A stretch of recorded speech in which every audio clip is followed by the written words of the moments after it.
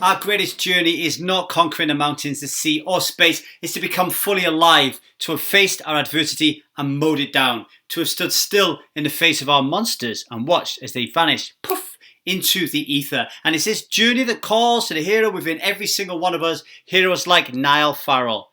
Niall Farrell is a husband, he's a father and a poker player who has earned more than $6.2 million playing live tournaments, including a triple crown of World Poker Tour, European Poker Tour and World Series of Poker bracelets. In this episode's Hero Journey, we talk about Niall's trip from working in a TV shop to competing in the highest level in the game, his transition to fatherhood and how he finds that both liberating, beautiful and complex at the same time, and what it's like to really make it in this game without putting any effort in. Ladies and gentlemen, here is Niall Farrell. Niall Farrell.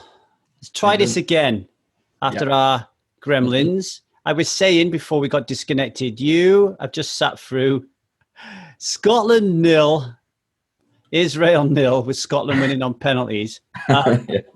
Tell me, how did you get involved in football? Because I know for a lot of young lads in the UK, me in particular, that's a massive part of your upbringing and everything about like who you are as a person is kind of linked to football. Is for my life. What was it like for you growing up? Yeah, pretty much the same. Played it from a very young age at primary school and secondary school, and for a few years after. And it's just, as you say, it's pretty much everywhere in Scotland. So it's a very big part of most kids up, well, mostly boys, but so it's quite, the girls' game's quite popular now as well in Scotland. But it's just like a normal part of your upbringing, really. My uncle's a big Celtic fan, and he got me into supporting Celtic, and here we are, several years later. I always remember in 1982, my uncle waking me up. So I was 7, and he was like, "You've got to watch this, and it was West Germany versus France in the World Cup semi-final when Schumacher broke Batiston's back and the keeper runs out. Clazzing, right? And we watched it on a black and white TV, but that memory sticks in my mind. I don't remember nothing about my childhood. That's like the emotional impact it had. Like, can you remember like the first game you watched or the first big experience for you when it came to football? Yeah, I remember watching. It was during the 90s when, as any Celtic fan will know, it wasn't our favourite years. Rangers were just winning everything the whole time.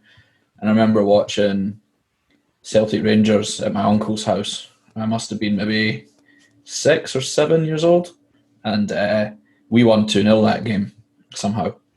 And I still remember it was John Collins' free kick and Paul McStay got the second goal, and we won 2-0, and it was pretty much unheard of for us to beat Rangers at that point, so that sticks out in my mind, definitely. What was it like, that Celtic Rangers thing, growing up as a kid? So, like, I grew up with the Man United, Man City thing, but everyone was a red, so, like, there was never any fights, like, there was almost, like, no Man City presence. What was it like with you growing up? Like, was there any aggro in that respect? Not super a lot, because like I grew up, I lived in a place called Barhead just outside of Glasgow, but I moved away from there when I was 8 to Dumfries, which is like south of Scotland, and there's still lots of Rangers and Celtic there, but it's not as heated as it is in Glasgow. So I probably moved before the aggro would have occurred, because I'd imagine like teenage years and stuff would have, in Glasgow or Barhead, would have been a bit different. But obviously, it's there's a lot to it with the Celtic Rangers stuff. There's a lot of like religious stuff and things like that. So like, there's like 2 high schools that I would be in the catchment area for. There'll be one Catholic school and one comprehensive or whatever they would call it in Scotland and stuff like that. So it was it's always, in the west coast of Scotland, it's always a thing that's kind of bubbling over. But I managed to miss most of it, I think. And nowadays, it's like, it's a lot. I think in the 80s and 90s, it was a lot more brutal than it was nowadays. So I've got a lot of mates and stuff that are Rangers fans and stuff now. So it's, it's just banter mostly. It's not as bad. When you was a kid playing football and you'd be up against the gym wall and they'd pick 2 captains and you had to pick their teams one by one, were you one of the first pick? Was you the last one at the gym, or was you somewhere in the middle? I was one of the first picked. I was actually pretty decent for a while. I played all the way through till, and then when I went to university, I tried out for the uni teams, and they had 6 teams, and I got picked for the seconds. And being the prima donna that I am, I was like, "Fuck you! I'm not playing in the seconds. Who do you think I am?" You know what I mean? And now about 15 stone later, here I am. You know, like maybe it could have been a different story if I just got to do it.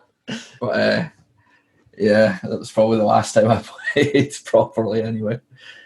Where were you? I mean, you make a bit of a joke there, but there's an important point on it. I guess it's like, you know, when you were growing up and you were decent at football, how did that play out in you as a child growing up? Like, did your ego get too big? Were you able to handle it? Was you a little smarmy bastard? Like, what was going on for you? I wouldn't say that. I was lucky to be part of a very good youth team that had a lot of good players. But I think, to be honest, like, I don't think any of us really made it out. The only ones that I can kind of think of was I played with Grant Hanley at youth level. He was a couple of years younger than us, though, but he got moved up. I think he's at Norwich now. He played for Scotland. But a lot of kind of my friends were really talented, and we all kind of had trials and stuff like that. But the thing with me is I always get told I was too small, like, which makes, like, I guess, like, I'm 5'8", you know, it's not in Britain. I think football's very much all about, like, how big and strong you are, especially in Scotland, you know, because we're fucking dreadful. But so with and there wasn't really a step between 16 to 18. It was just like, once you're 16, you have to go and find adult, you know, football stuff. But I was pretty lucky that we had a pretty good team, so it wasn't like, you know, there was no, like, you weren't like the big daddy of the team or anything, you know, and you're like thinking, you know, too arrogant or anything about it. Like, it was just a good side, really. And what was your I got to share this with you because it's quite funny. I actually grew up in the same catchment area of Nicky Butt, the Nevilles, Beckham, Scholes, because I'm the same age in the same area. And then my parents moved me to Ogmore Vale in South Wales, and they didn't even have a school football team. So if anyone wants to know why I don't like my parents, that's why I don't fucking like them. Anyway, that aside, what was your biggest challenge growing up as a kid, Niall? I think I was pretty lucky overall, to be honest. My parents split up when I was maybe like 12 or 13, but I think that's a thing that happens to just about everyone nowadays. So it's not really, you know, and there was never really any issues that kind of arose from that. Was always pretty lucky. Like, my mum and dad were both great, and it's tough to say I had too many challenges. I mean, I moved school once, like halfway through primary school, but apart from that, was kind of in the same place. Had a lot of good friends around me that I'm back living where I grew up now in Dumfries, and I've still got, like, my schoolmates are still my mates that I hang about with on the weekends and stuff like that. So it's, you know, I've been pretty lucky that way, to be honest. I didn't really have too many, like, major challenges and stuff, you know, like, we weren't a rich family, but we weren't broke either, you know. It was like just kind of, you know, working class town, but fine with it, you know. You weren't going hungry or going to food banks or anything like that, but you weren't going, I mean, I didn't go on, I think the first time I went on holiday was when I was 15 or something. So it was like that kind of upbringing, but it was like pretty good overall, you know. You can't really, I mean, there's a lot of people have got it a whole lot worse anyway. I like your like, almost like your sense of gratitude there. Like, it seems like you grew up in a very similar working class kind of neighborhood as myself, but I came through that with a real annoyance and anger. I have no gratitude. I had a real annoyance and anger that all my mates were wearing this and running around in this, and that football boots were this. Like, I remember all my mates having Adidas and Nike football boots and being ashamed I had to wear Patrick's second, you know, someone's second-hand Patrick's. Where was you around that kind of stuff? Like, what was your thinking? I know now you can look back and have gratitude, but at the time, what was your thinking around money? Can you remember, like, how you felt about fitting in? I think at that age, you don't really, like, for me anyway, I didn't really comprehend that as a real thing. Like, you know, there's stuff like, like the furthest money went was like, oh, I've got £2 for my lunch and my mate's got a fiver. Right. Like lucky bastard. But it wasn't a super like, I think it's a product like the area that I'm from. It's not, it's not a super wealthy area anyway. So I think the vast majority of us were all pretty similar in that regard. So there wasn't a big, there wasn't like a divide between like the rich kids or whatever and stuff like that. I think everyone was relatively like comfortable, like lower middle working class kind of. So it didn't really cause that much issues, like I would always have like, my dad would always make sure I'd have like a decent pair of football boots and stuff like that. And I'd have maybe like a couple of like, nice clothes or whatever. And that would do. So you go like, I've got 2 nice t-shirts. I'll wear this one this week, so on.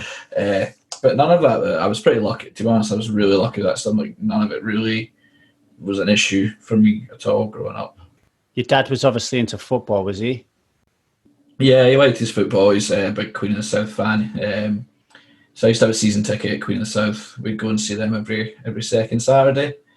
And yeah, he's he kept out the kind of Celtic. He's not a big Celtic Rangers guy or whatever. That was my uncle, but he liked his football. So it was always there was always a good amount of football going on around the house and stuff. I mean, I'm going to take a bit of a leap here, but like I'm really interested in like, so you're growing up in this working class kind of area, not a lot of money around, but because everybody's the same, it's not a really big deal. It sounds like you're really comfortable with who you are, so you're not kind of worried too much about the external validation of everybody's thoughts around like money and that. But then what happens when I'm taking a leap, but what happens when you get money? Like when you get money and money starts to flow to you, what happened to you? Like, did it affect you in any way, or did you take that kind of liberal, kind of like whatever attitude into when money, came at you? Kind of. The first time I actually like made like a decent amount of money in poker was when it wasn't even my own doing. It was I'd swapped 2% in the main event with Piers Hines, and he won. Wow, that's so funny. So for people listening to this who don't know, like how much money was that? It was $180,000 or something. So funny. And I think at that point I was backed for online. At that point, I think I maybe had 10K in the bank or something. So I went from so that's the first time I got that amount of money. And that's obviously at that point, it's like pretty young, it's the most amount of money I've ever seen in my life. How old was you then, Niall? Can you remember? PS was what, 2011, I want to say 2011 PS was. So I would be 24. Where was you living? What was your life like? As that money dropped in your bank, what was your life like? Where was I? I think I might have been living with my girlfriend at the time's parents in Stirling, because that's where I went to uni. And I think I'd just finished uni for a year and I was staying there. But we ended up, I think we were just about to move through to Glasgow together, because that's where she was studying. And I was like a year ahead of her, and she was doing a longer degree. So we had a couple more years that she had to do her degree. But this was me, like just I was playing full time online, but I was like, I wasn't making super a lot. So I was making maybe probably, I think that year I ended up making like $100,000, but I was backed. So it was like $50,000. And then obviously the dollar was weak at that point. So it was like £30,000. And I still had like student debts and stuff like that, I still had to pay from when I was at uni. So it wasn't, I was doing okay, but like then I just got this big load of money dropped on me from fucking nowhere, basically, because I was like, I think was it the first year I went to Vegas or second year? It might have just been the first year I went, and I only played a few events, and I played the main event. Like I wasn't even playing a full schedule and stuff like that. I wasn't. I think my average buying online was about $50 or something, so it was pretty mental. What did you do? How did it change your life though? Was you like, oh, I got to be cautious? So it's like, fuck this, I'm going to get rid of my backer. I'm going to fucking go up like super stakes. Like what happened? Yeah, second one. I I had like a little bit of makeup left with my back at the time, and I just bought myself out of it. And I was like, okay, I'm going to go on my own. And then 3 months later, I just fucking, I had like maybe 50, 60K of it left. I just went on this like massive down. I was playing too high, all that kind of stuff. And I still remember it because I said to, once I got into 60K, I was like, okay, I fucking need to reevaluate here. And I said to Pierce, do you want to back me, because I've fucking done all this money and I need a bit of a cushion or whatever. And he's like, yeah, sure. So Pierce ends up backing me. We agree on the Saturday, and then on the Sunday I win the fucking party poker major for 60K. I love it. Never been so happy and angry at the same time, you know. There's like a bit of karma in that, isn't there? Because if you think about it from people who don't understand poker, and there won't be very many people listening who don't, we're going to someone and saying, hey, mate, do us a favor. I'm completely fucking up here in life. Would you like to invest in me? The guy says, yeah. Like, it's karma, isn't it? You know? Yeah. I mean, plus it was Pierce as well. I mean, he was golden at that point. So it's like, I try and just resolve it in my head saying, well, it's the butterfly effect. If he hadn't done that, then I might have clicked 4 seconds later and the flop would have been different and all that shit. But yeah, it was pretty funny looking back. When going back to school a little bit, what did you want to be when you was growing up then? Like, tell me a little bit about your aspirations as a kid and then your work experience prior to poker. Well, I wanted to be a footballer, which was a lot of young lads all want to be, I think, growing up. I did my work experience at primary school because I thought I wanted to be a teacher. And then I learned how much they got paid, and I didn't want to be a teacher anymore. Compared to how much work they do as well. Yeah, exactly. But I did my work experience at a primary school as a teaching assistant. So working with kids, which I think might be a bit of a surprise to anyone who knows me now. But I was never really that, like, I've kind of just, I don't know, like, it sounds really dumb, but like, not like stumbled my way through life, but just kind of floated about, and I've been very lucky that. So like when I went to university, like normally like you go and you check out 7 universities and you decide, okay, I want to do this course and this one. I just went because I'd just been released from my football team, and I ended up doing like a few, like 9 months in a TV shop before the next university year. Mm-hmm. So I worked in a TV shop for £3 an hour. Spending about 15 quid on my lunch and a drink and a shot in the puggy at lunchtime. And then I just kind of went, okay, I'm going to go to a uni, and I was like, what am I going to do? And I was like, well, I could pick what I wanted. So I'm pretty lucky that I did my A-levels in 5th year and got 5 A's, so I could just pick what I wanted to do. And I was like, okay, I'm going to go to law. I had no idea what law was about. I was like, fuck, I'm going to do it. Then I'm going to go to Stirling Uni. He looked at the brochure. I'm like, okay, that's all right.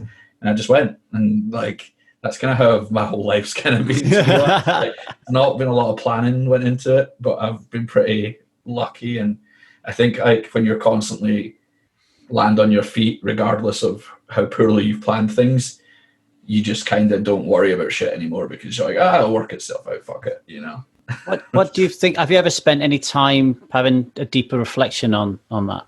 Like, you know, why that happens? Share your thoughts on it? Not really, to be honest, because I mean, I ended up at a great uni, met a lot of like my best friends there, and made a lot of great relationships there. Had a great time. About near the end of my degree, I realised I didn't like it, and I was like pretty fed up of it. But my mum convinced me to. She was like, "Please, just finish your degree, and you can do whatever you want after that." I was like, right, okay. So I stayed and done it. And then, I mean, I could have done. There's lots. I mean, there's several different paths that I could have just picked. Like, I was always interested in kind of English kind of stuff, so it was more towards like that kind of side rather than sciencey types. Which is weird, because when I was a kid I was really into science stuff, and then it kind of switched halfway through like high school for some reason. But I was quite like writing and stuff, and then I was like, okay, I'm going to do something language based, and I was like, okay, well, which one of these looks like it pays the best? Well, lawyer, okay, I'll do that.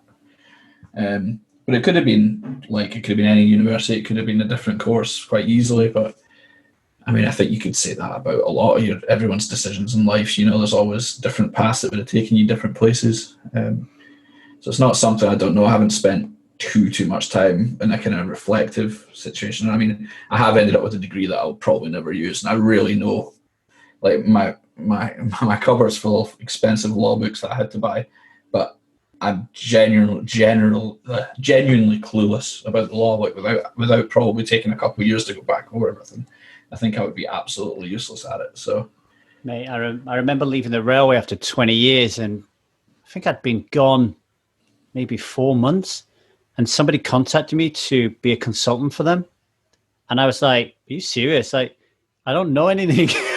It's like I'd left. I'd been there for 20 years, and I'd left for 4 months, and I'd forgotten everything I'd known in 20 years. Yeah, I mean, it's honestly, it sounds about right. And like, even when you're at uni, like it was business law still in uni. I did, and I didn't ever really go. Like, I just spent 4 years at holiday camp basically, and like I went to like what was prescribed, but didn't really go to lectures. I've got a great story. I did a module on information law, which was mostly about Data Protection Act and computers and stuff. And we was meant to write a big essay about it, and I'd left it to the last minute as usual. Didn't have any of the books, so I had to go to the library and get the book. And the only book they had was like this fucking 1978 thing before computers were only owned by the 5 richest kings in Europe or something. Nothing in it whatsoever. And I still just got like a 2F, which is like a C. And it's like it was remarkable how shit I was at it, because I wasn't trying, I wasn't going, but I still have a degree in it, and it makes me really distrust everyone with that degree. It's like, I know nothing about it, and I never went. I was late for everything. I was the worst student ever, really, but somehow scraped a degree out of it. But you're very smart, right? I like to think I'm pretty bright, yeah. Like, it's like, I mean, I got straight A's at school without really trying and stuff, which is like, it's nice to have that, but it's also a really tough habit and to break with regards to work ethic. Whereas like, if I'm fortunate, things come to me quite quickly, but it means when I was coming up in school and stuff, I never had to really work hard, and even now I'm not hard. Like, it's the one thing I really struggle with is work ethic. So I was going to ask you, just expand upon that a little bit. I mean, you might say the same thing, but dig a little bit deeper. Being super smart and then becoming a professional poker player, what aspects of being super smart really helped, and what aspects of being super smart really hindered? I think it is just a kind of extrapolation. I mean, I wouldn't say I'm super, super smart, but I'm definitely well above average. But like, I'm not like, like Ike Haxton or dancing, but those kind of smart, But with poker, it really helps, like, because concepts stick really quickly. So when I was starting out, I had a lot. Like, I did a bit of. I saved up some money, and I bought a lesson off of a coach, Jerry Watterson was his name. I don't think he plays anymore, but he used to be a coach on it. It was called Poker Ponage. I think it became Pocket Fives training. And he did my lesson, and I was just self-taught at this point, just clicking buttons, really. And he was like, "So how many lessons have you had from other people?" So I said, "This is my first one." He was like, "Wow, like, you're really natural." Like, and it was like, obviously I was shit, but I was less shit than I should have been, at that point. But it's stuff like, it just, like, problem solving comes quite easy to me, and it's like, poker's just a lot of problem solving. So I think it's like, especially in the early years, like, I accelerated quite quickly when I was started online. Like, I moved up in stakes pretty quickly, and I was winning, and I just kind of did very well quickly, which is a great thing that comes from being quite bright. The problem is that, like, for example, now, in order for me to get better now, it's a lot of work for not that much incremental gain. Mm-hmm. And I've got like a baby in the house now, and stuff like that. And there's always like, I have to put loads of hours in now to really improve, and it's tough for me because I just fucking, so I don't know if it's lazy, but it's just, It's like the time spent for gain achieved is it worth it? I mean, it probably is worth it, but can I be bothered doing it? It's like a lot of different things like that. So it's definitely like a double-edged sword for sure. What is the downside of being smart coming into poker? You said about work ethic. Is there any other aspect of it? I'm thinking here like Phil Galfond when he talks about like actually fearing to succeed because you don't want to fail, like that kind of stuff. Like is there anything? Yeah, not so much in poker, but like in other things as well. It's like in your head you have this like, oh, if I tried this, I'd be really good at it and I'd be great, blah, blah, blah. And that's in your head. In your head, you're like, yep, I would have been great at that. But you're like, you end up, you don't want to do it because what if I'm not fucking great at it? Then I've just built this off, it's like this whole kind of narrative you built in your head. It's just nonsense at that point. But with poker, it was always like, I mean, I just got quite obsessed with it when I started playing it. And once I get obsessed with something, I just fire into it. And it's like, at that point, it's like, oh, well, I'm just going to keep, it's not really, you don't get afraid to fail at it because I was just always convinced that I would be good at it and I would do well. It never really crossed my mind that I would fail at it, which is, looking back, maybe not, I mean, I remember my original plan was to grind $4 180 mans. And I was like, well, if I'm winning like 50%, that's $2. So if I just play 50 of them a day, then that's £100 a day. And I'm fine. That was the plan at the start. Obviously, that's a ridiculous plan. Yeah, but that's kind of, and it's just, I kind of just kept falling on my feet, going up and up until it became a reasonable, like, living to make and stuff like that. So it's that time of the show to remind you that if it wasn't for the support of Run It Once Poker, I wouldn't be able to dissect the incredible minds of these incredible people. So it's time to give them a shout out. Real Poker is an online poker room for players created by players. And if that appeals to you, then head to once.run/hero play today and you can pick up a 100% welcome bonus up to a ceiling of €600. And the reason that I think that that's bloody brilliant is first, it never expires as long as you play one hand every 30 days. And second, all of your deposits during your first 30 days count towards a bonus. So remember that URL, folks. It's once.run/hero play. There's a moment in every story where, they call it the inciting incident, where it's like, is Luke Skywalker really going to take Obi-Wan up on it and become a Jedi or not? Like, and in your case, it's like, is Niall going to make it or not as a poker player? Like, what was that inciting incident? Can you remember? I had a couple ones. I had one where I was, I remember this well. I was sitting, it's the same girlfriend at the time, Claire. She was sleeping in bed next to me, and I'm like at the final table of the 11 cubed on Poker Stars, right? 5K to first. I'm fucking skint. I have no money. I have borrowed money off Claire because she's an actual intelligent human being with a really good job, and so I borrowed money for her. And I remember I'm at the final table. I'm like, okay, 5K. I can pay Claire back. I've got like a few K, like a couple of K to work with. I can start building up, blah, blah, blah. And I made on the final table to get ninth for like $100. I'm just sat in this bed. It's like pitch black. It's like 7 a.m. We've got to get up in like an hour and a half. And I'm sitting there. This is absolutely pitch black, quiet with that. And just the laptop screen's like blaring in my face. And I just punch the screen and it just breaks.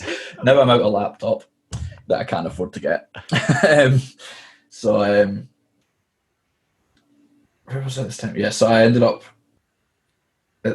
Claire wakes up or whatever, and she's talking to me and she's saying, like, I tell her what happened. I'm like, sorry for waking you, blah, blah, blah. And she's like, okay, look, we can give this poker thing another 2 weeks or whatever. And then we need to look at something different because, this isn't really working, whatever. So, okay, that's completely fair. And F-Tops was coming up. And I just went on like 100K here at the right time. And the rest was history from there. And it was just so easy for me. Like, I think I got fourth in an F-top, so like 35k, which was by far my biggest score. And then I just won like, I just, that confidence just had me, but so I was winning like 15k, 20k, blah, blah, blah, plus 100k in a month or something. Minus makeup and minus backing and everything. So, you know, not super enough that like I was comfortable for a year basically.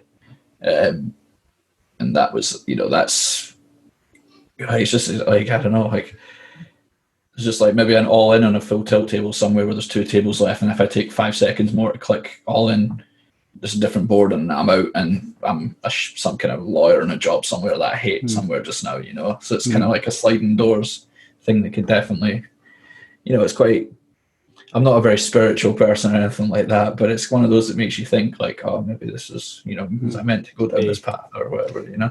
I mean, I really appreciate you sharing that with us. I know you laughed at it at the end of it and made it into a little bit of a joke, but I imagine at that moment when you're in that bed, like your emotional state is not good, right? You're in a real low, desperate kind of what the fuck am I going to do? Yes, but again, I think it's just my kind of personality that's like, I always just expected things to be okay. So I'm like, this is kind of annoying. Like, I had to get the way I got a new laptop was I went and took out a mobile phone contract because they were giving away free laptops. Yeah, I've done that. Yeah. So that's how I got back in the game. But so when your girlfriend says to you, "I'm going to give you 2 weeks," you're not seriously thinking, "Okay, I'll get another job after 2 weeks." You're just in your head. You're like, "No, this is going to work." Yeah, I mean, I would like. I think like if she gave me 2 weeks, I think I probably could have got another couple of weeks. However, you know, that was kind of if I needed like 4 weeks or something. But I always just, I don't know. I guess like being lucky with stuff. It's just like you just expect that it's going to work out. So it's not, you know, it's kind of a weird situation. Like it's kind of it sounds really stupid, but it's like a foreign situation that I would be in a situation where I would have to give up. You know. Like you just, although it's at that point it was probably an extremely likely outcome, like probably like 75, 80% likely outcome. I just didn't consider it a possibility, which is, you know, I don't think it's a smart thing, but it's just kind of how I mean, you think what you think, you know, it's like you can't really control it. So despite that, I was kind of just like, oh, well, I'll turn around sooner or later, you know, TikTok, come on, hurry up, lads, get the money out, you know. But yeah. Which is like, it's weird and it's not logical, but it's just how you think at the time, you know? I've been learning a lot about immature and mature masculine energy lately. Okay. And there's this book called The King, the Warrior, the Magician, the Lover. And it's written by a mythologist and psychologist. And they say there's 4 like immature masculine energies or archetypes, and then there's 4 mature. And the last immature that we slay, which when we move out of boy psychology into man psychology, is the hero, right? Okay. And then the hero moves into the warrior. And as I'm reading this, I'm really identifying with this hero, right? It's all like Tom Cruise in Top Gun. Like, that's your hero boy energy. You don't give a fuck about anyone. All you care is about yourself. You're going to take as many risks as you can in the world. There's no understanding of your limitations, right? Like you just, I'm just going to fucking do this. But if you don't kill that psychology and it creeps into your warrior psychology, you become a man. So you're not just like, you don't really go warrior. You just become a hero boy as a man. And you have that same mentality, it kind of like bleeds into your relationships, all that kind of shit, right? Like, oh, for sure, yeah. Right. Have you found that this driven tunnel vision, like this almost like an assurity that I'm going to be a success in this game, right? Like, so it's almost like me energy, right? Like, have you found that that's bled into relationships and you've had a problem with it, or yeah or nay? Like, I think to a certain extent, poker became like, I mean, I say my girlfriend at the time, me and Claire separated few years ago now, and it was like I think I was pretty selfish at that point because I was like, I think that is a reasonable summation, because it did, like, I got kind of consumed with the game as well, because like that's another of my personality traits. Like if I'm not into something, I just do not want to do it at all. I cannot, like, it just really burns me to get to put effort into something. But if I am interested in something, which I wasn't poker at that time, I will spend every waking minute doing something that is related to it in order to get to poker, which isn't a healthy thing. But I think it's a thing that is a trait that a lot of players that have done well have. I definitely, I was definitely quite selfish when I was younger in that instance as well. Because Claire was finishing up, she was at med school, and she had a really hard, grueling schedule and stuff. And for me, I was up till 5 a.m. playing tournaments, and then, as I'm going to bed, she's away out to work or whatever. There wasn't a lot of time to see each other and things like that. And I think it was detrimental for sure. But I mean, that was, I think we were both pretty young, and I was very immature at that point. I still am to a certain extent, but you still got a bit of that hero energy that we need to turn into. I have to fight him off a lot now because I've got the house and I've got Adidas. You've got a Ben, the 9-month kid. So it's like you see a 25k running online, and I'm like, ooh, quite fancy that, And then I hear the little man crying and stuff, and I'm like, right, I'll just play 500s and down. Yeah, the last thing you want when you're playing in a 25k is that your wife comes in and just goes like, "Here you are, it's your responsibility. I'm playing poker. I don't care what you're playing." No, I mean, I imagine when you're younger and you're playing all these tournaments, and then your wife comes home, or your girlfriend, she's like, and it's like, "How you doing?" She's like, "Oh, lost 5k." Yeah. It can be I imagine it's really, really hard when we're on a downswing with somebody who's not kind of understanding the whole poker thing. Absolutely. Another thing I had as well was Claire was very kind of, as most people tend to be out with poker, she was very risk averse. Because I think the general public in general are, to a fault, risk averse. Everyone's the one that winds me up is game shows. I don't know why this is the parallel I bring, but it's always you see a guy with 2k locked up and the jackpot's 50k, and he's got a 1 in 3 shot at winning, and he'll never gamble. He's like, "I'll take my 2k. I've had a great day, thanks." And it tilts the fucking life out of him. And I feel 80% of the human race, this is how they think. And Claire was very similar. She's very risk averse.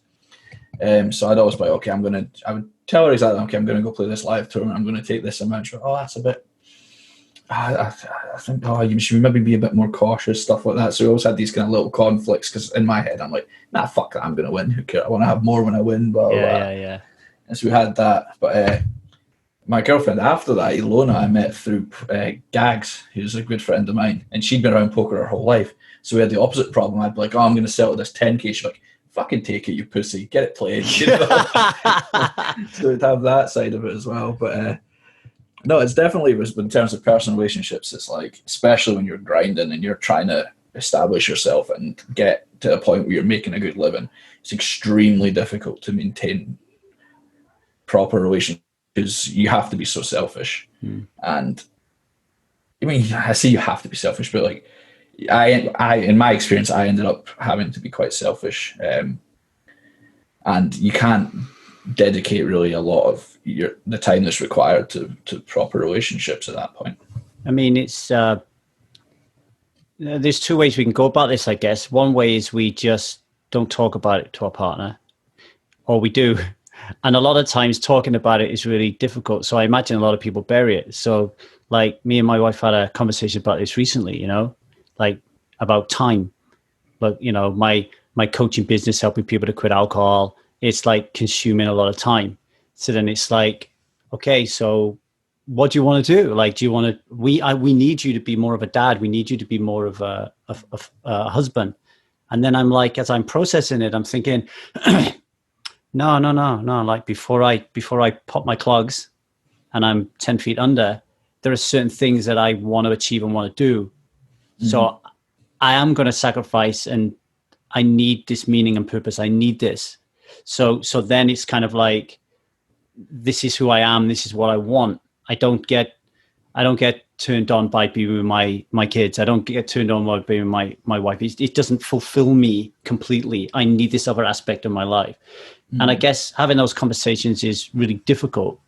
But Oh, for sure. you need to have them, right?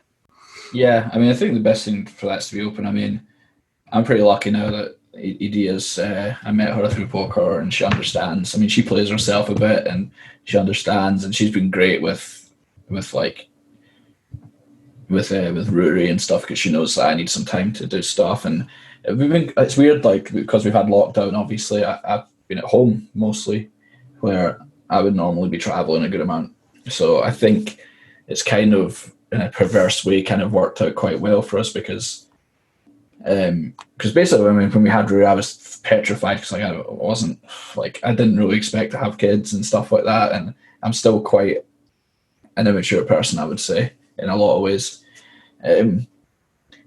But being able, like, I never really liked kids, to be honest. I've got loads of nieces and nephews, and they're great fun for like an hour, and then it's like, okay, you need to take them home because I can't handle it.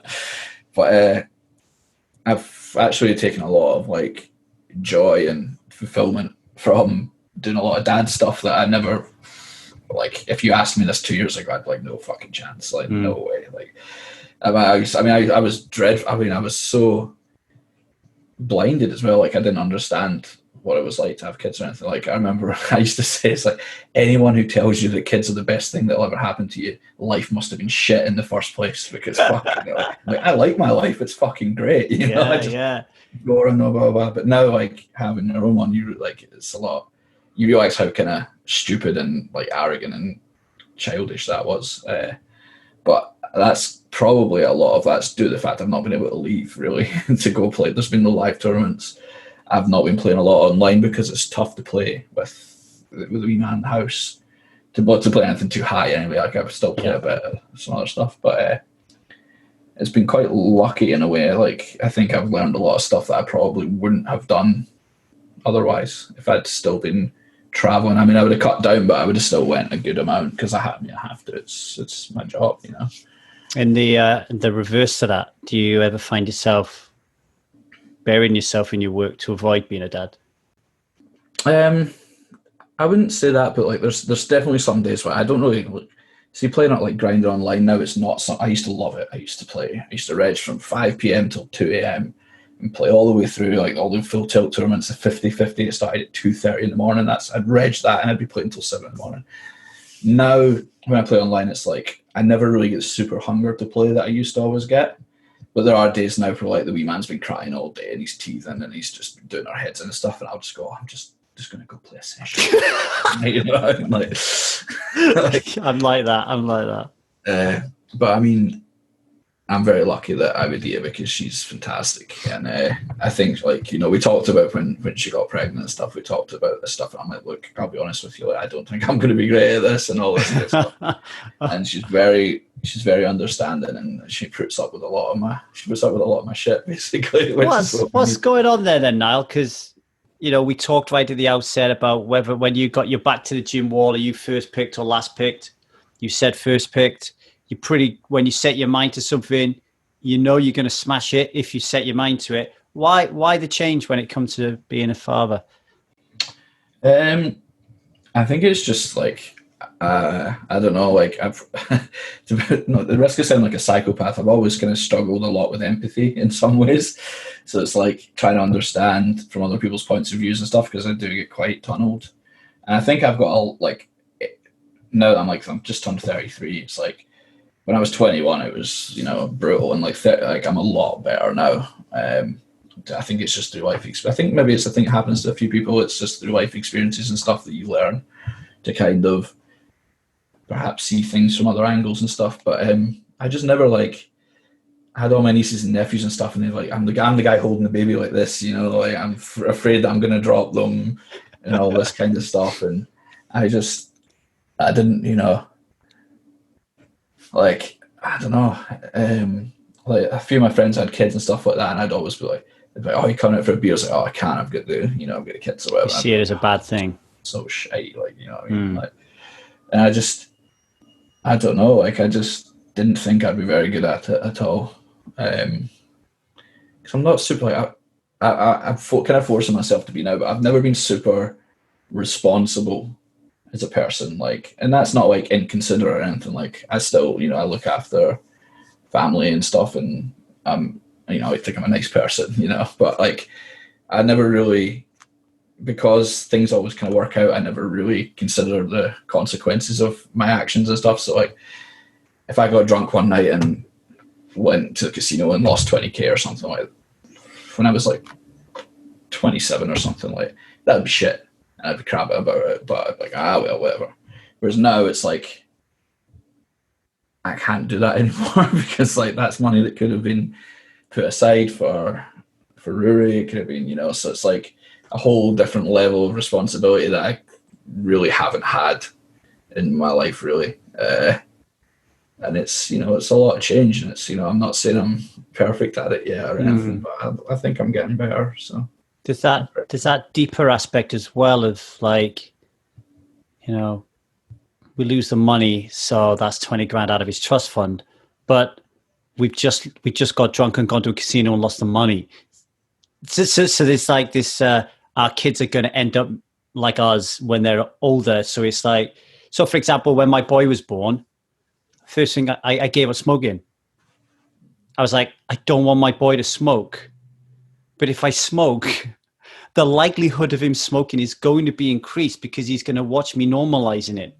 Or if I hide it, the likelihood of him thinking that the appropriate behavior is to hide things. Like, so I just kept thinking that. And I'm like I need, all of a sudden it's like next level shit, right? It's like, fucking hell, I really have to change who I am because I need to be a role model for this kid. But before the kid come along, fuck it, I didn't have to please anyone except for my girlfriend, right? And then, whatever, like my girlfriend leaves me, I'll just get another one, right? I know it sounds really harsh, right? My girlfriend leaves me, I get another one. If my kid leaves me, like, what the fuck? Like, that's the ultimate dagger in the heart of like humanity. And by the way, I don't think you're a psychopath by not having empathy. Like my wife said to me last night, in a fight, like, why can't you ever be compassionate? I'm like, I'm just not a compassionate guy. Yeah, I like to think like I'm getting better and stuff. Like when early 20s and stuff, it was always like I could never understand why someone would be upset with something that wouldn't upset me. So I'd be like, why are you so like? That would always be like, if I did this to you, how would you feel? I'm like, fuck, I couldn't care less. Like, I don't see why it's an issue. I don't see why you think it's an issue. But obviously, different people react to different things. But I think it gets better as you get older. Like, I'm definitely a lot better now. But when I was younger, definitely, I'd like, it wasn't like I wasn't a nice person or anything, or I was nasty, or like I understood like treat people how you want to be treated and stuff like that. But I just would really like, when people would get really upset over something that would never even bother me in the slightest, I just struggled to care about it. Because I'd be like, you must be faking this, or you must be doing something, because this is nonsense. I don't get it whatsoever.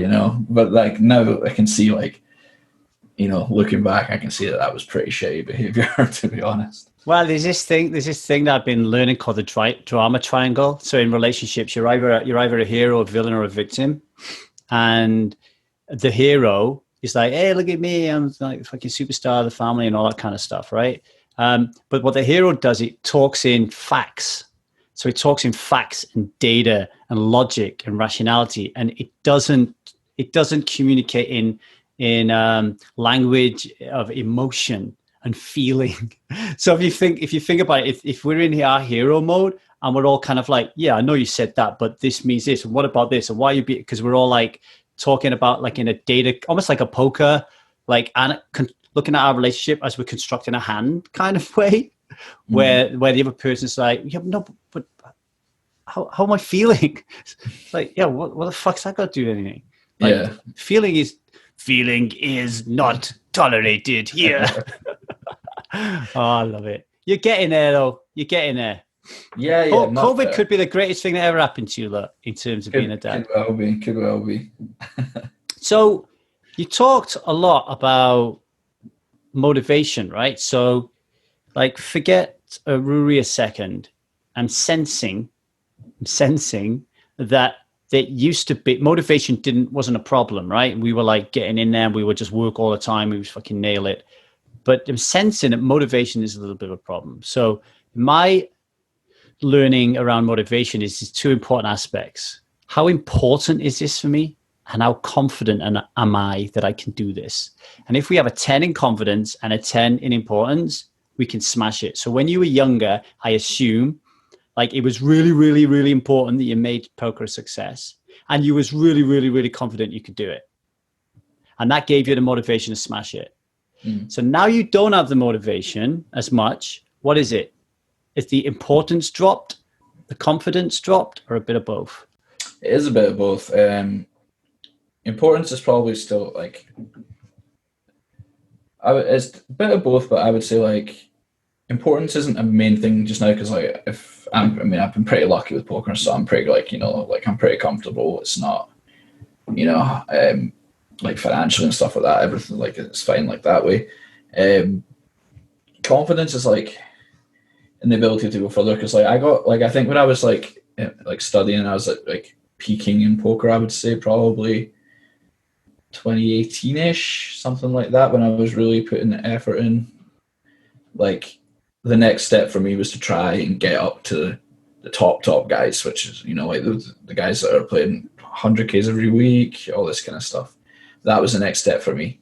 And I've always been very confident with everything, because generally speaking, in the areas that I've been in, I would put myself near the top of the kind of like the intelligence scale of people that are at. So like if I sit down in a 5K main event, there's a really good chance I'm the best and smartest player at the table. With getting to the super high reward stuff, where you've got the likes of, like Daniel Forrest, Ike and stuff like that, it's a reasonable chance I'll be the fucking dumbest person at the table, which makes your confidence like, it's like, if I was to try and beat or outperform these players, I would have to put in so much fucking work to have it even a chance. Which makes your cut, and it's like at that point you're like, and I'm not super confident that I could beat them. Like I think in any given day, like I can play well. It's not, poker's poker. You know what I mean? Like fucking, Jerry Yang won the main event. Blah blah blah. It's shit like that happens. But to consistently be beating these guys is going to be, if it's possible for me to do that against these guys, it's going to take so much work, because these guys are probably smarter than me and working harder than me. So it's a tough combination to beat. Mm-hmm.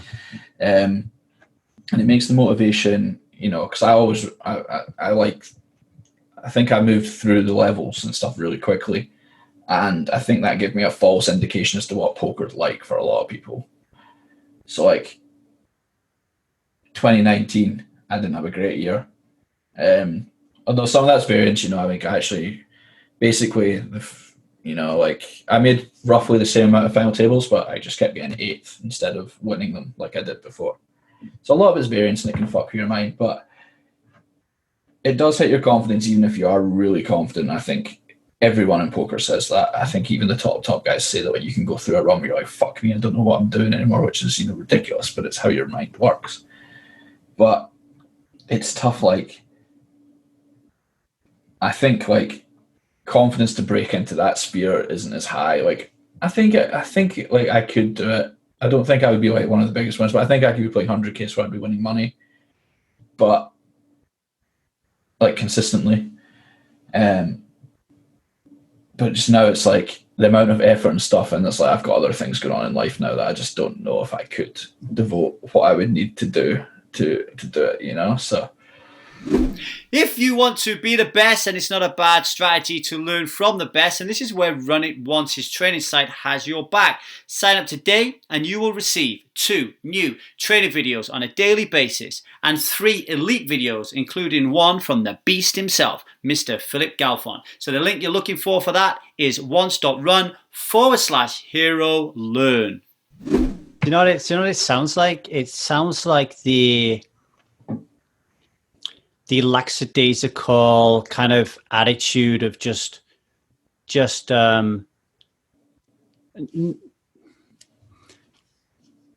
being easy with life and good things happening. When it comes to the kind of like fill the power Taylor, I'm going to sacrifice all my kids and I'm just going to throw this thing in a dartboard for 20 hours a day. It ain't there because of this foundation of whatever You know what I mean? Like some Yeah, people for who sure. have to fight for it, like have to fight for it, like fucking really, really, really like, I can't think of a poker player like that right now, but I was watching the NBA the other day because I'm stuck in LA, right? So, and they were, and this guy Butler, who's playing for Miami, and I said to my brother-in-law, who is this guy? Like, is he in the same league as LeBron James? I don't think he is. Like, and he's like, no, he's a good story because he fucking worked and worked and worked and worked. You know what I mean?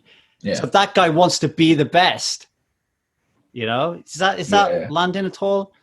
yeah. No, for sure. And I had that like I did have that a couple of years ago. No, if I'm honest, I don't think I do now. Hmm. It might change maybe in a few years. When like I think like a little bit is poker's kind of changed as well from when I was coming up. It's like everything like the online landscape's a lot different. There's a lot of different. It's a lot of like you've got these real time assistant stuff, and every tournament's a PKO rake trap, and it's all this kind of like negative stuff, and it's not the pure like.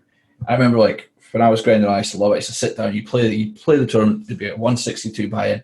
Fuck, I'm out, and you'd be moaning. I'd be moaning on Skype to my mates saying, "Oh, I'm not going to win the 162 today because you get one entry and you're fucking done," Yeah. Or you'd be like, "I'm going to sit down and play," and then 3 hours in, you'd be out of everything. Like, oh well, that's me for the day. And I loved that. It was like, and now it's like I don't know. It feels a bit more soulless to me as well. It's interesting you say that because it's actually designed to benefit you in many ways, I imagine, but you don't like it Which way the because you can keep you're like very good, I'll keep so you can firing? keep Yeah, firing away, but it's taking something out of it for you. yeah. I don't. I mean, I think in general it cuts edges because it just makes the games harder when they get deep. But Right. I don't know. Like I kind of like it's the same reason I play tournaments instead of cash. Is like I quite like the finite nature of the time. Like it's like okay, I'm going to play, and then when my chips are gone, I'm done. And it's nothing. Yeah. It's not under my control. It's kind of a release. Like I'll be done when I'm done. And then with cash, it could be like I could just sit there for fucking 3 days and just click. Yeah. Like I wouldn't. There's no end to it. I think it's a kind of similar thing here. It's like if I'm playing an online session now. It's like, well, I'm going to be in as long as I'm in because I can play 6 bullets in this and this and this and so on. And it's just like everything's so massive now as well. It's like you can be playing a Wednesday and you're in for like cause of re-entries and stuff. You're just in for like 10K on a fucking non-series It Wednesday. used to just be Where Sunday, like right? yeah, like first place in like the big tournament's like 20K. Yeah, Like, yeah. oh, I've doubled my money if I win. Like fucking here we go. Like Yeah. Sometimes I look at these high rollers on GT and I'm looking, I'm like, what? Why are we playing this? Like, yeah, it must be fucking. It's like Ronaldo, Messi, all turning up to have like who can keep the ball up in the air the longest. Like, it's yeah, like, yeah, exactly. It's like when games get tougher and stuff. I still enjoy it every now and again, but I used to really, really, really enjoy it, and now I don't. I don't to that amount. But I think when you've been doing something for 10 years, that's going to happen a lot. You're going to get a bit burnt out or stuff like that. So. I get that. I get that. What about mentors? So, like, I'm a great believer that everybody should have a coach. Like, until the day that they die, there's so much to learn in life. So, what about mentors in terms of poker and in life? Like, how have people influenced your life and in your career in poker? In poker, when I was kind of starting out, I met a guy called David Randall, who's an online player at the time, played high stakes. He was Malachus 222 on Stars and Ghetto Fabulous on Full Tilt for any of the OGs watching this. I got really close friends with him. He ended up backing me after a while, and we got out really close friends, and he taught me a lot about poker. He was the one that got me from like $20 average buy-in up to like $100 average buy-in, winning and stuff. I would definitely count him on the poker side for sure. In life, I think like one of the people I really look up to is my brother, my older brother Ian. He's I think he won't mind me saying this, but he's not been as lucky as me with like he would never be like he's never just going to walk in and get 5 A's and hires and straight in just without any study and all that kind of stuff. He was your quintessential like middle of the road stuff, and what he's achieved just by like working and stuff like that, working hard, and which is ironic because I still don't work hard, but I admire him for doing it. Yeah. Probably more so because I can't bring myself to do it. But you know, he's got like his family and stuff, and he's like, he basically, like, he got me we both were working in like TV shops at the same time, and then he moved into Carphone Warehouse, and he got me my job there when I was at uni, and then he's just kind of worked up there, and now he's like very high up for one of the one guys, like, really good job, great perks, he's really good at it and stuff like that, and that's like, I'm very, I admire that a lot. I tend to admire things a lot more when I can't do them, which I think is maybe a natural thing, but like, I don't know if it's maybe just a small insecurity or something, but I wonder what I would be like if I wasn't really lucky that things just kind of come to me. Like, if I had to work really hard at school and all that kind of stuff, like, would I have done anything? Like, would I have done as well as he's done? Probably not. Well, you're finding it out now, being a dad, right? Yeah, I guess kind of, and I'm getting there. But yeah, it's true. I guess maybe I'll find out in the next 5 years. I tell you what, if you was a single dad, oh Christ, then you'd find out, because I imagine then you'd be busting out the books, you'd be doing courses or whatever. Like, but when you have a partner, you know, especially when you're the male in the relationship, there's a little part of us that can go, well, they know what they're doing. Yeah, I'll just fill in. I try to stay involved in much, but yeah, she definitely does a lot more of the. You know, there is a kind of, you know, now, I mean, obviously, like, it's kind of weird, but there's definitely a kind of, I'm trying to think of the best way to say this without getting harangued, like a traditional element to our relationship where it's like, she's the boss of that area and I'm the boss of make sure everything's fucking paid and all that kind of stuff. Yeah, the typical nuclear family type of thing. Yeah. And it's like kind of old fashioned now and stuff, but I think it's like, it kind of just plays, as a family unit, it kind of just plays to each other's strengths, because she's super bright and very talented. She worked for years in the poker industry, but my earning potential is much higher than hers just through the nature of what I do, you know. So it makes more sense for me to be doing that and her, you know, and stuff. And we try and like it works for us. Like, it's pretty good. And I mean, it helps us now that obviously she's just absolutely besotted with the wee man. Like, you know, I'm definitely the number 2 in the house just now. How does that feel? How does that feel, by the way? It's fine, to be honest. I understand it for sure, because he's class, you know, he's great. But it doesn't, you know, if I'm gonna be I don't mind being number 2 behind him. You know, if I was number 2 behind someone else, I'd pretty raging about it. But being number 2 behind him is not bad. I like that. You used to be a teacher. You just mentioned 2 important mentors to you. Like, what are if you was to like create an AI that was going to ultimately be a mentor, what are some of the key things that you think are really important in terms of making you a great poker player, bearing in mind the life element and the technical aspect of it, you know? That's an interesting question.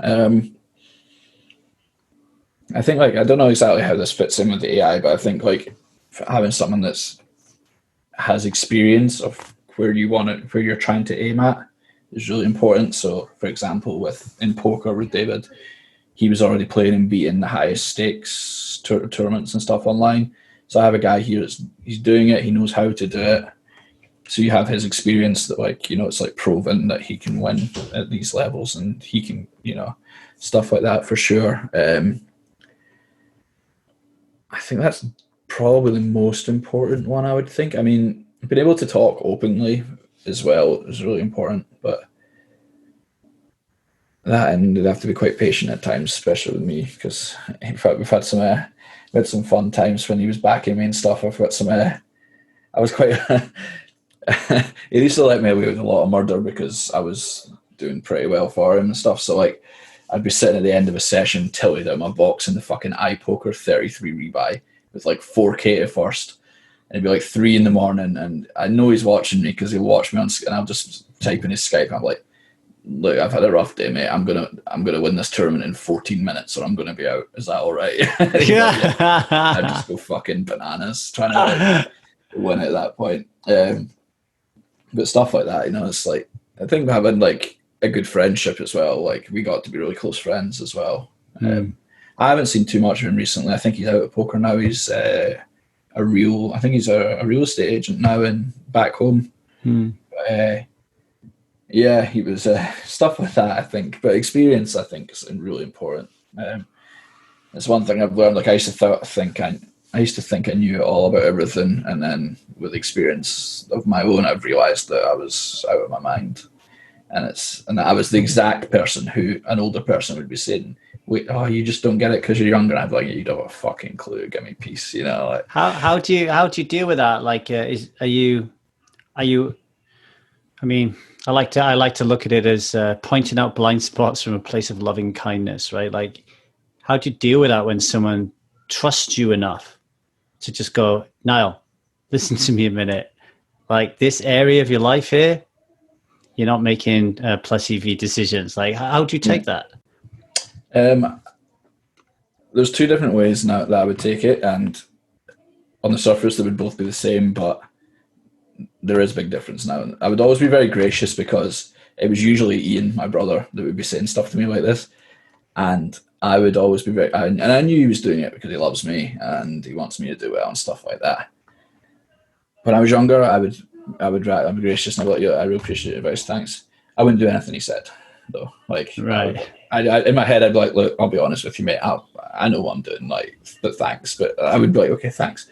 Whereas now, I'm still gracious, but I take on board a lot more than what he says. Right. Because the ones in particular I remember, he was absolutely right, and I was way off. I was just in my own head. Do you want to share that? I'd rather not share the one I'm particularly thinking about, but I think anyone who knows me really well knows what it will be. But yeah. But yeah, I listen more now. I think, I mean, again, I don't want to be, I don't want to sound like I'm beating myself up or anything about it, because I wasn't super. Everyone makes mistakes when you're young and stuff like that. It's not.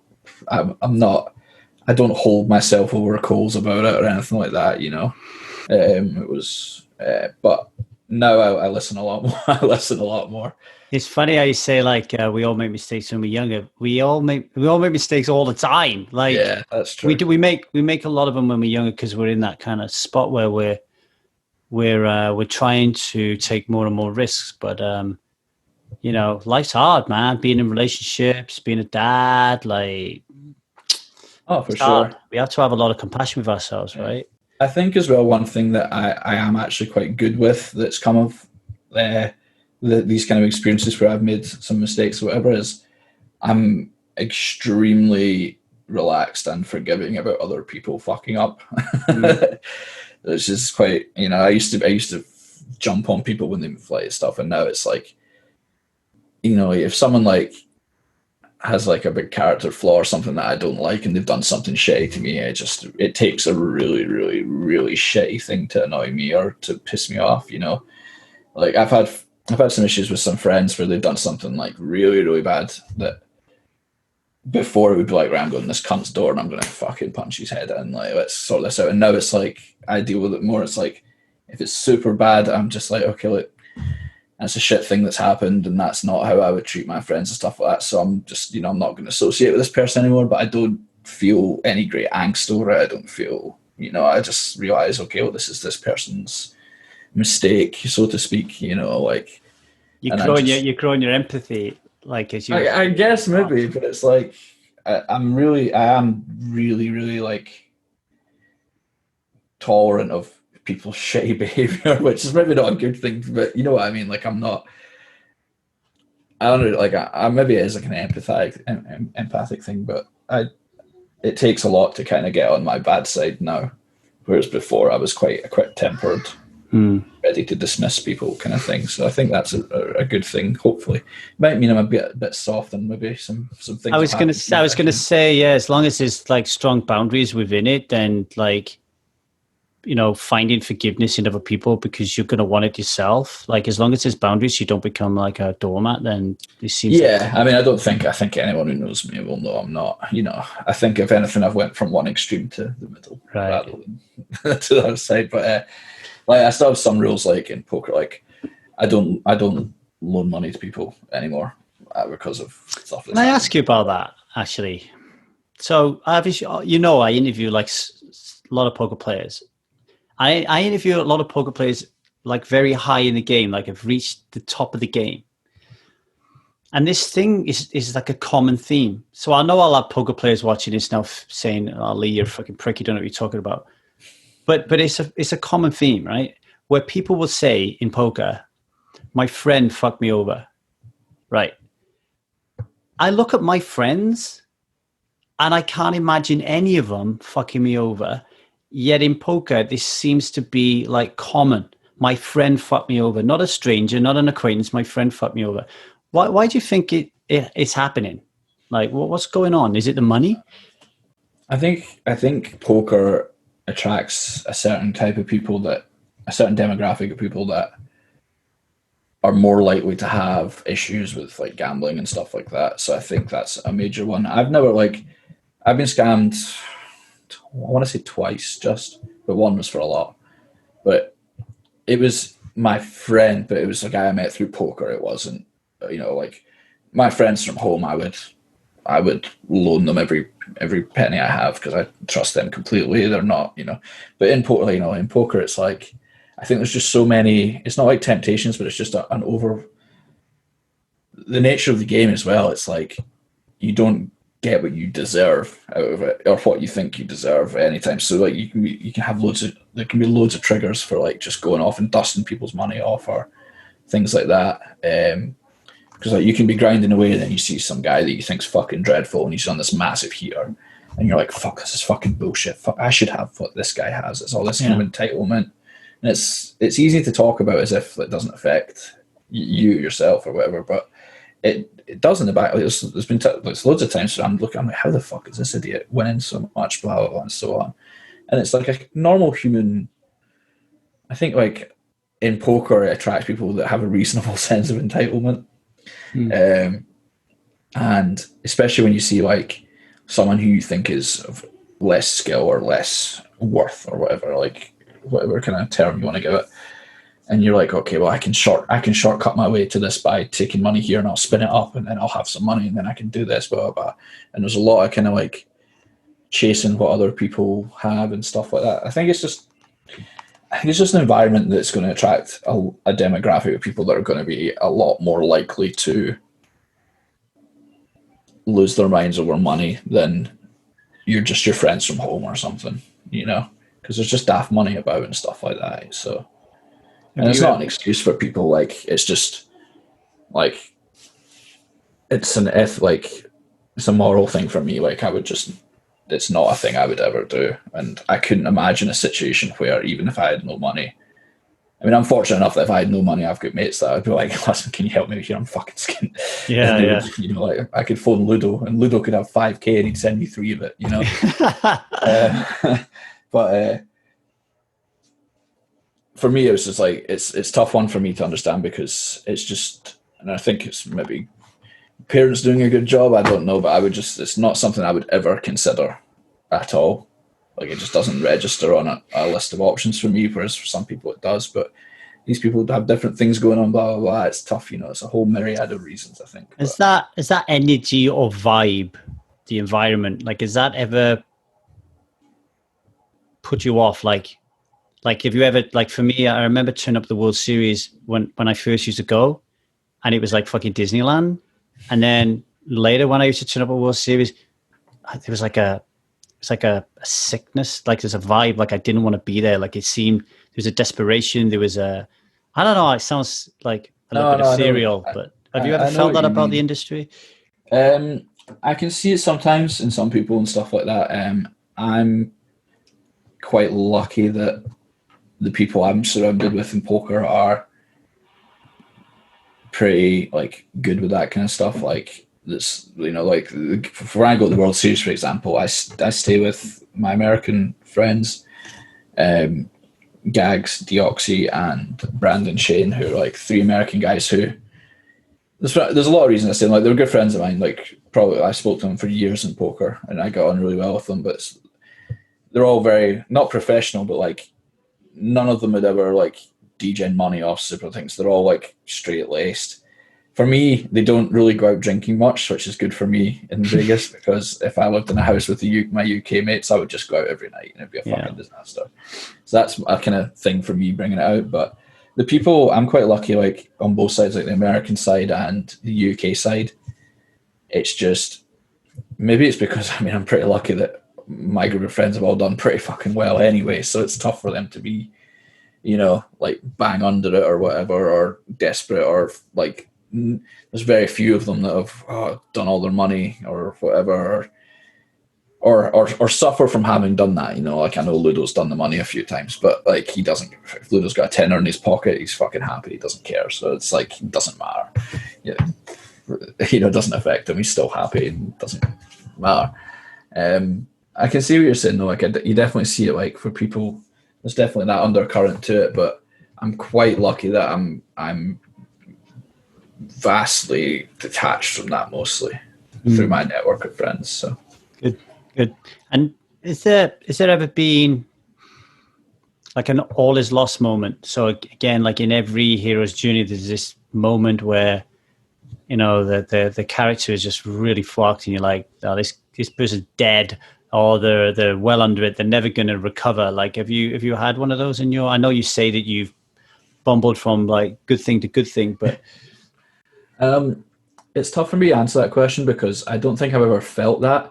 But from an outward, I think that's maybe an issue with my mind rather than the actual situation. Like, I think sitting at fucking 7 a.m, broke my laptop in debt to my girlfriend is probably up there. But at the time, it didn't register to me at that time. You know, like I was just. I mean, look, like, and even now when I look back on it, I'm like, yeah, I mean, I was obviously going to go with that, like, you know. But I think if you were just an impartial observer looking at that point, it might be like, oh, that's him fucked, really. Let's be honest, like, you know. But I don't know. Like, I've kind of just like, I've been really like every time. I mean, I guess this is the nature of poker that you're always kind of downswing until you win. So like, whenever I'm getting close to the point where I'm going to have to move, like, I won 3 major tournaments in 2 years or something. Yeah. And in between then I was just losing. So it was like when I won, so I was playing EPTs all on my own. And then the last one I sold a little bit, but this was the last one I was going to be able to play before I had to start selling like big chunks, and then I win it, you know. Yeah. So like whenever it starts to get a bit hairy, I just win. And then I lost for a bit, maybe like a year or so. And I was like, okay, like I was playing big live stuff and that. And I was like, okay, like I'm probably going to, like this, obviously the level's gone up. So it's like, I'm going to have, before EPTs, I'm going to have to start selling for 5Ks. And then at this point I was like, okay, I'm going to have to start selling for 10Ks. And then as soon as I was getting to that point where I'm like, oh, all right, I better go over my numbers and have a look again, I just win the tournament again. So it's like, that has always happened to me at that point. So it's like, I don't know if it's just a super lucky thing or it's just the nature of the beast that you will always be going and then ping. And, you know, I don't know if that's just how it works, but I've never been down at the point where I'm like, oh, this is it. Like, it's do or die. It's a bust moment, apart from maybe that time with the laptop. But I've always been pretty lucky that whenever it's got to the point where I'm like, right, better do some accounting and see what I should be playing and what I shouldn't be playing. I just win something. Yeah, I just run hot and win something. So it's, you know, I'm still waiting on it now. It's been a while, but yeah. You're waiting for the next big one. What about villains? I mean, a villain can be a person. A villain can be an institution. It could be a mindset, like an emotion. Like, what villains have you had to battle throughout your career? That's a good question. I've been pretty lucky that like there's not been any kind of like personified villains or anything. I think like without going down the book of cliches, I think like I have to fight myself a lot to like work and put the effort in and not just try and wing it like I've kind of done a lot in life. But I think I've been pretty lucky and that stuff. I can't think of any like there's no real person that I'm quite lucky I get on with most people, and if I don't get on with someone, I just don't really spend time with them, so it doesn't really matter. You don't end up with like if I have a mild dislike for someone, I generally just don't associate or spend time with that person, and that means that it doesn't really ever get further than a mild dislike, so it's not a big deal. I think I got scammed for a lot from a guy I used to back, so I guess he's a villain. But even that's like, I don't know, like. Yeah, in your new world of forgiveness. Yeah, exactly. Live and let live. That's what I say. Yeah. So what's the treasure then? So, where are you now? What's your vision of the future? I'm interested in poker, and is what's outside of poker? Like, are you going to be Doyle Brunson, or are you going to be trying to think of Nicholas Heineke? And where are you? In poker, I would I think my first step is I want to put some hours in. I don't think I want to go mental and try and be beating online 25Ks and stuff, but I want to be comfortably beating the highest daily stuff online like I used to be.